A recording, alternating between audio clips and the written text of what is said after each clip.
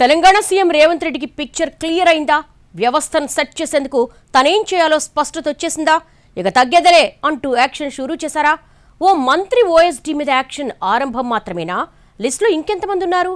ఇంతకీ సీఎం చేస్తున్న హెచ్చరికలు ఎవరికి? అధికారంలోకి వచ్చి 2 ఏళ్లు కావస్తోంది. సెట్ అవ్వడానికి అందరికీ ఇవ్వాల్సినంత టైం ఇచ్చేశాం. ఇంకా మెత్తగా ఉంటే ఇబ్బంది పడతాం.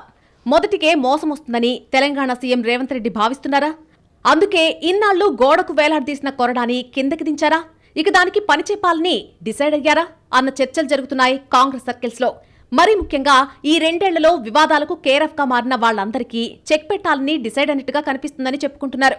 తోకలు కట్ చేసుకుంటూ పోతే గాని దారిలోకి రారన్న ఉద్దేశంతో ఆ పని మొదలుపెట్టి ఉంటారని అంచనా వేస్తున్నారు రాజకీయ పరిశీలకులు.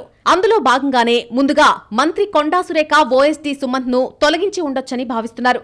సుమంత్ మీద వచ్చిన రకరకాల ఆరోపణలు ఒక ఎత్తైతే, ఇటీవల మేడారం జాతర టెండర్స్ ఎపిసోడ్లో జరిగిన గొడవ వెనకాల అసలు ఇష్యూని ఫ్లేరప్ చేయడంలో సుమంత్ పాత్ర ఉందని ఇంటెలిజెన్స్ రిపోర్ట్ అందిందట ముఖ్యమంత్రికి.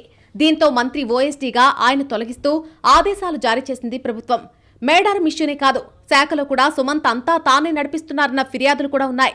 ఇంకా నిర్మోహమాటంగా మాట్లాడుకోవాలంటే ఓఎస్డీనే షాడో మంత్రిగా వ్యవహరించారని, అదే విషయాన్ని ఒకరిద్దరు పార్టీ సీనియర్ నేతలు కూడా సీఎం రేవంత్ దృష్టికి తీసుకెళ్లారని చెప్పుకుంటున్నారు. అలా అన్నీ కలగలిసి వేటు పడేలా చేశాయన్నది ఒక అంచనా. అయితే దీన్ని కేవలం ఒక మంత్రి దగ్గర పనిచేస్తున్న అధికారి మీద తీసుకున్న చర్యగానే చూడకూడదని, ఈ చర్యతో చాలా మందికి సీఎం రేవంత్ రెడ్డి హెచ్చరికలు జారీ చేసినట్టుగా భావించాల్సి ఉంటుందని అంటున్నారు పరిశీలకులు. మంత్రులందరి పేషీల్లో ఏం జరుగుతుందో తనకు తెలుసునన్న ఇండికేషన్ పంపినట్టు భావించాల్సి ఉంటుందని అంటున్నారు.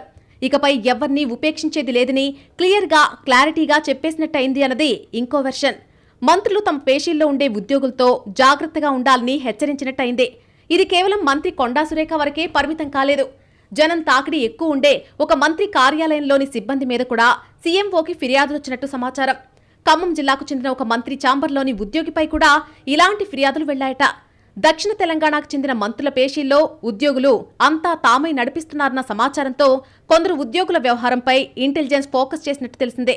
ఇలా రకరకాల కోణాల్లో మొత్తానికి సీఎం రేవంత్ రెడ్డి కొరడా జులిపించే పని మొదలుపెట్టినట్టు చెప్పుకుంటున్నారు. ఇటీవల తీవ్ర వివాదాస్పదమైన మంత్రుల ఎపిసోడ్పై కూడా ఫోకస్ చేశారట సీఎం. ఇందుకులే అని వదిలేస్తూ ఉంటే పని జరగడం లేదని, ఇక యాక్షన్ మొదలు పెట్టకపోతే కుదిరేట్టు లేదని సీఎం రేవంత్ రెడ్డి భావిస్తున్నట్టు సమాచారం.